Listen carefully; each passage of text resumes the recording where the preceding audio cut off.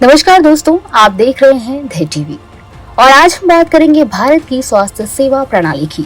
एक ऐसी प्रणाली जो 3 स्तरों में बटी है: प्राथमिक, माध्यमिक और तृतीयक देखभाल। पर क्या एक प्रणाली वास्तव में काम कर रही है? क्या हमारे डॉक्टर और स्वास्थ्य कर्मी सुरक्षित हैं?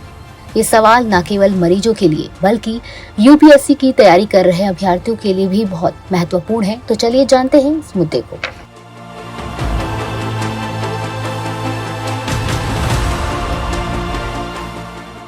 भारत की स्वास्थ्य सेवा प्रणाली बहुत विशाल है, पर इसमें कई चुनौतियां हैं।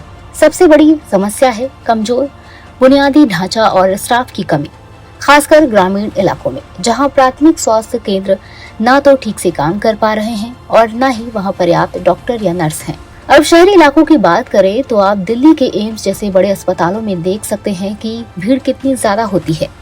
इसका कारण ये है कि ग्रामीण और छोटे शहरों में अच्छे इलाज की कमी के चलते लोग लंबी दूरी तय करके इन अस्पतालों में आते हैं। नतीजा ये होता है कि मरीजों को बहुत लंबा इंतजार करना पड़ता है और उनके परिवारों पर भावनात्मक और आर्थिक दबाव बढ़ जाता है। अब सोचिए उन डॉक्टरों और नर्सों की जो दिन रात मेहनत करके लोगों की जान बचाने की कोशिश करते हैं, पर उनकी खुद की सुरक्षा पर बड़ा खतरा मंडरा रहा है। इंडियन मेडिकल एसोसिएशन के मुताबिक 75% से ज्यादा डॉक्टरों को अपने काम के दौरान हिंसा का सामना करना पड़ रहा है। सोचिए ये कितनी गंभीर बात है। अभी हाल ही में कोलकाता के आरजी मेडिकल कॉलेज की घटना में जूनियर डॉक्टरों ने काम करने की खतरनाक स्थितियों का विरोध किया था।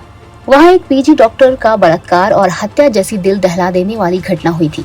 ये सिर्फ एक घटना नहीं बल्कि एक चेतावनी है कि हमारे स्वास्थ्य कर्मी कितने असुरक्षित हैं। अब सवाल ये उठता है कि आखिर डॉक्टरों के साथ हिंसा क्यों होती है? कई बार मरीजों की स्थिति में सुधार न होने पर या गलत इलाज के शक में मरीज के परिवार वाले हिंसक हो जाते हैं।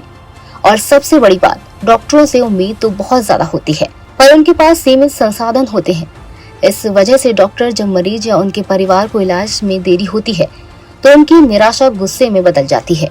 इसका असर सिर्फ डॉक्टरों पर नहीं बल्कि पूरे स्वास्थ्य सेवा तंत्र पर पड़ता है। कई डॉक्टरों में पीटीएसडी, चिंता और अवसाद के लक्षण देखे गए हैं।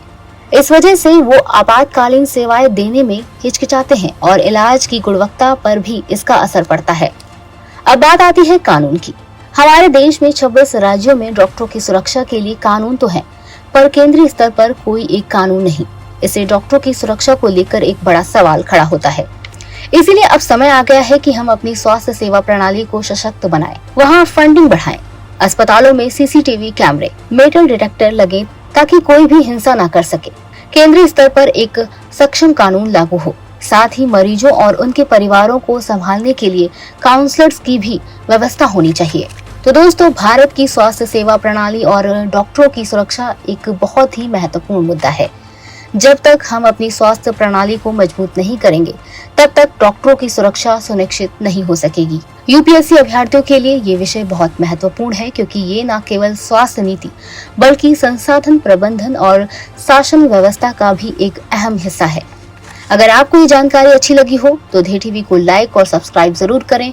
हम इसी तरह के और भी महत्वपूर्ण जानकारियां लेकर आते रहेंगे। धन्यवाद।